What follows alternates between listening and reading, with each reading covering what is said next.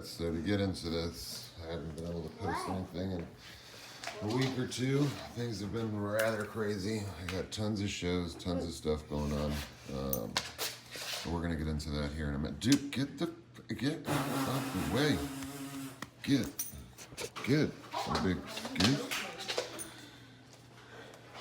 So I'll explain all that in a minute, but we're gonna show you a very special animal today.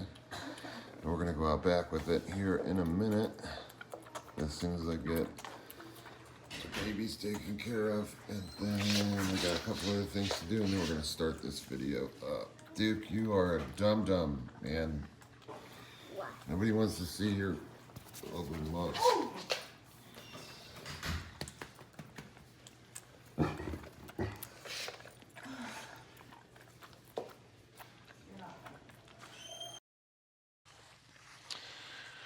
All right, dudes and dudettes. I apologize for the absence the last couple of weeks. It has been super busy over here. I'm not complaining. We needed it desperately.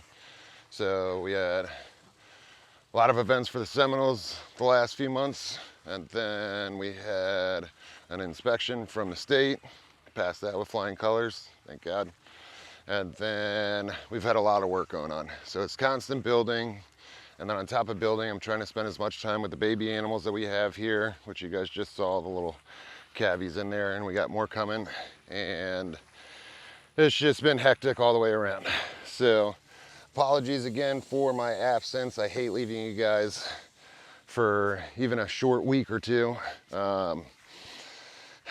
All in all, I love you guys. You guys support everything I do. You guys are always here, even if I go for long periods of time. I've been gone for months and months and months at a time, and you guys still show up. But we're trying to bounce this channel up a little bit. But I do have to focus on my actual business that I have as well. And then I have to focus on building, and I have to focus on getting this property done. Hopefully, because today, as soon as I get done with this, I'm going back in my garage, and I'm tearing that thing to pieces so that we can rebuild in there. And I got Josh and the boys over there helping out with some stuff. We got some new stuff from them, which we're gonna show you guys here pretty soon. And then he's got some enclosures he's gonna bestow upon me, and some other stuff that he's got for me. And Josh has been an extremely big help in all this, as well as some other friends, which I'm gonna get into here in a second, because a buddy of mine actually brought this guy over so that we could run a project. Now, here in Florida, I'm gonna make this short and sweet. It's probably gonna be the shortest episode I've ever done. Here in Florida, we have a lot of species of snake. Oh, look. Ibis. Still gets me, bro.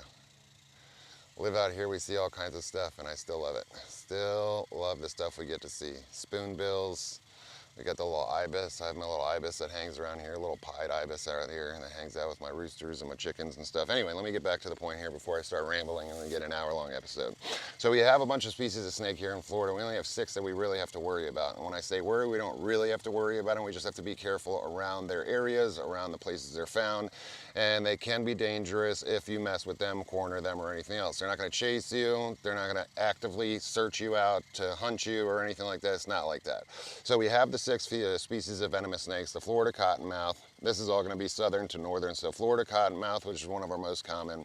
Then we have the eastern diamondback. We have the much smaller dusky. Oh my goodness! Look at this. Please, just let me speak, please. Eastern diamondback, dusky pygmy. Then we also have the coral snake that's found pretty much widely through the state. You're gonna find them more up north, I think, but we do find them down south as well. And then up north to the tippy top, you got the northern copperhead, and then we have the canebrake rattlesnake.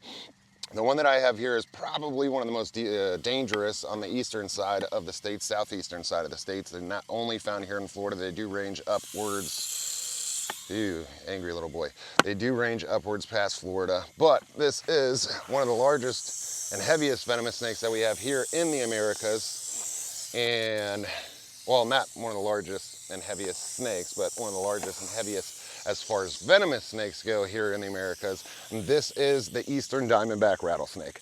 So out of the 6 species that we have, this is probably one of the most dangerous just because of the amount of venom that this thing can yield. Now, I'm gonna step aside for a bit. I'm gonna have her zoom in on this bad boy right here. I want you guys to notice, let me get out of the sun here. I want you guys to notice something different about this guy. So if you look at a normal eastern diamondback rattlesnake, what you're gonna see is patterns coming from the top, patterns coming from the bottom. Whenever we refer to any type of snake and we refer to dorsal or ventral, dorsal's top, ventral's on the bottom. So the ventral scales is everything on the bottom, past the sides, the dorsal is gonna be pretty much the top, just like a dorsal fin on a dolphin. So when you look at the dorsal pattern of this guy, he does have the iconic marks of a diamondback rattlesnake. And we have eastern diamondbacks and we have western diamondbacks out west.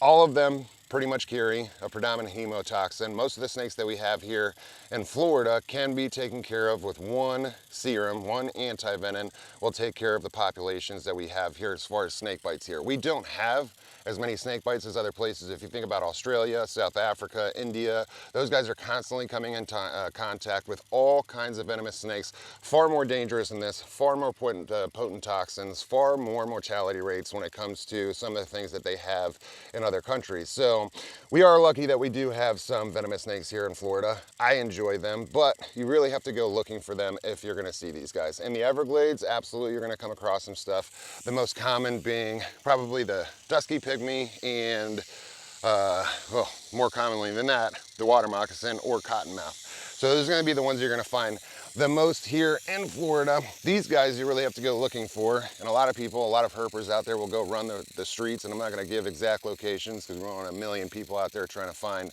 what's going on. And this one was actually on the chopping block. He was gonna be killed, and a lot of people think that any good snake is a dead snake, and that's not exactly true. We had to beg for this thing not to get his head chopped off, and a buddy of mine, Lewis, actually brought him over here so that we can do a project. So we fought to get him alive, and we fought to just explain to the people that we'll come out there, we'll get the snake, you don't have to kill it, you don't have to do any of that, we'll remove it from your property, and then you don't have to worry about it. I'm not gonna tell exactly where this locale was, because then again, we're gonna have a lot of people going out there trying to find exactly what we have going on here. And the reason is because of the patterns.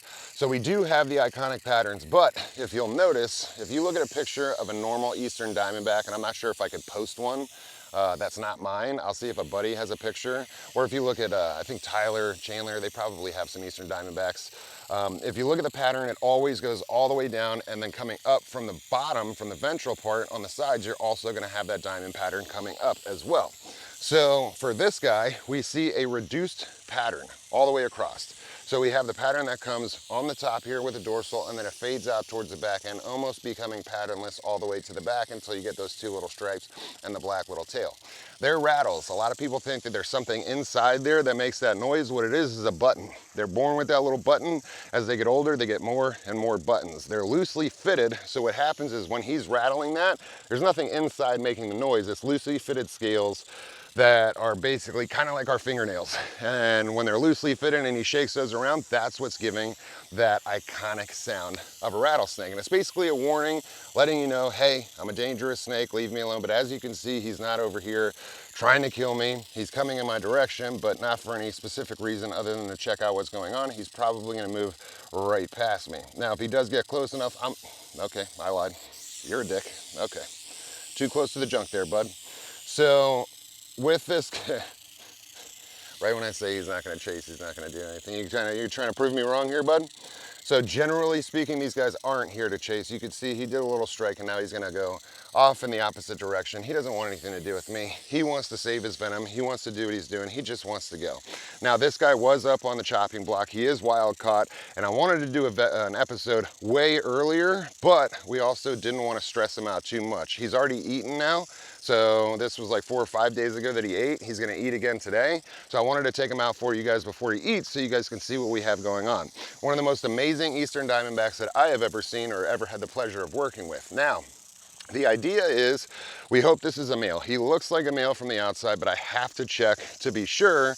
And what I'm gonna do is eventually I'll bottle him up and I'll probe him to do that and make sure that he is a male. If he is a male, we're gonna get some females, we'll put him on the females. If this is a co-dominant trait, half the babies will be born, and they are live bearers, half the babies will be born with that pattern. If it's a dominant trait, all the babies will be born with that pattern, and possibly if those patterns are put together, you may have a patternless snake. So this may be something that is a patternless animal.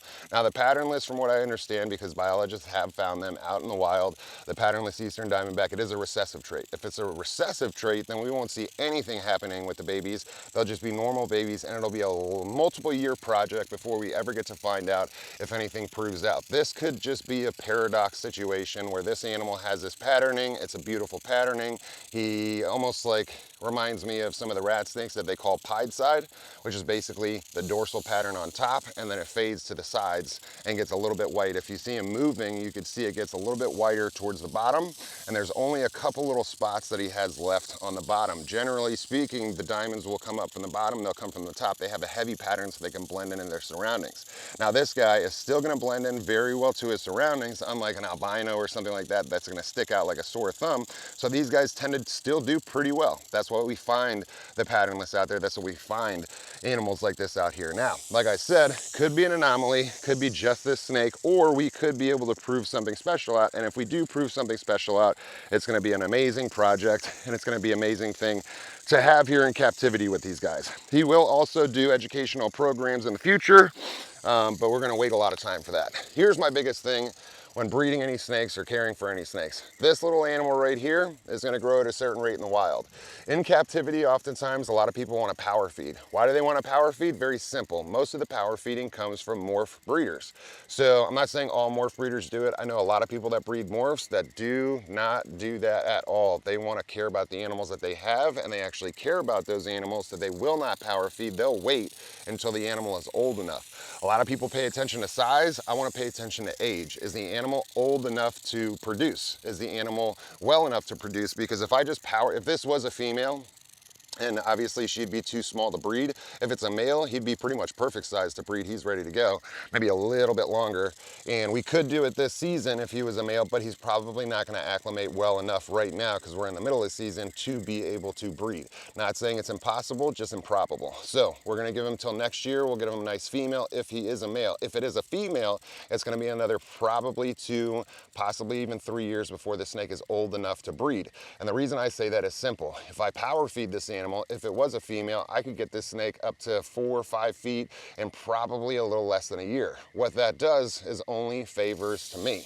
Doesn't do any favors for the snake, it only does favors for me, because then I'll get to produce this morph, if it is a morph, and it would draw in a lot of people, a lot of collectors to get this interesting pattern or lack thereof a pattern, and it could make a lot of money. But it's not about the money, ladies and gentlemen, it's about the animals. If anything ever becomes about the money when you're dealing with animals, then you're in the wrong business. You could do anything else that doesn't affect a living being. So if I were to power feed this as a female, yeah, I'll get babies sooner, absolutely 100%. But that female is not gonna live her lifespan. She's gonna get morbidly obese, she's gonna get way too big, way too fast, and then that snake is gonna die early. A lot of breeders, when it comes to the morph stuff, don't care about that. All they care about is, let me produce this morph faster than the next person so I can get the top dollar for this before the price goes down and other people produce the same morph. So that's the idea, is speed, not exactly proper husbandry and longevity of the life of the animal. But for me, I care a lot about the animal. This guy already almost died. Why would I get that and then turn around, power feed the hell out of it, and get it to a point where I can breed it right now for my selfish reasons, when I can enjoy this snake for probably 15, 20, 25 years, maybe, who knows? I mean, that's an old snake for 25, but not impossible if well cared for. So husbandry goes into basically everything that we do, and it's not necessarily, yes, he's a gorgeous snake. Yes, I would love to see more produced like this, and yes, I would love to figure out if the super form of this would turn into a patternless eastern diamondback, but I don't need to see it right now. I get to enjoy this guy. He's gonna educate the public for years to come, and hopefully he is a male. Like I said, I do believe he is, but we're gonna let him slow grow. So we're gonna feed him the same way he would eat in the wild. We're gonna give him a varied diet. We're not gonna feed him every other day. We're not gonna get him up to 4 feet in the next year. He's gonna stay small for as long as he needs to. He's gonna grow at his own rate. And you see that I'm not putting my hands on this snake, and there's good reason. And everybody knows me out there. Everybody knows that I have free handled before. I do free handle if it's necessary. This is highly unnecessary. This guy is angry as a mofo and will turn around. Get out of the ant pile there, bud. He will turn around, he will strike. I'm not even tailing this guy at this point.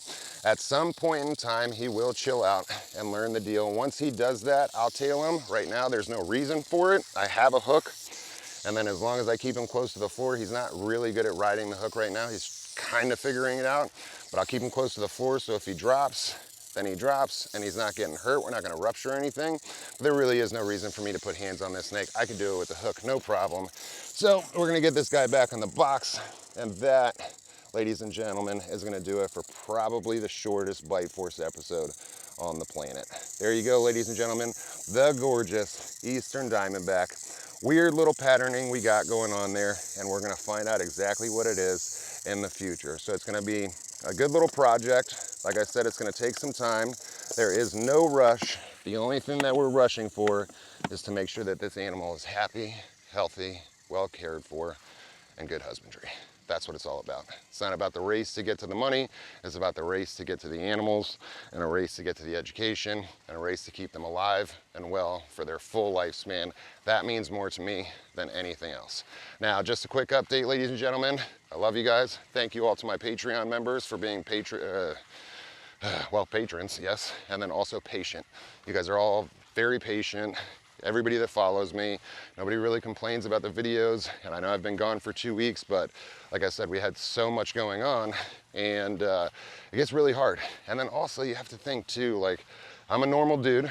I got a lot of stress, a lot of pressure as far as life goes, bills, kids, the family, everything that goes on here, all the animals, and it's getting cold here in Florida, which means double the work. I love the weather, but the animals, we gotta make sure that they're good. And then it's just a lot going on. So I do get overwhelmed. I do have stress. I do have pressure, just like anybody else. And oftentimes, with as much as we have going on, it gets a little bit difficult for me to do videos, and I apologize for that. You know, for me right now, I'm feeling good. We're gonna gut the garage. We got some work going on.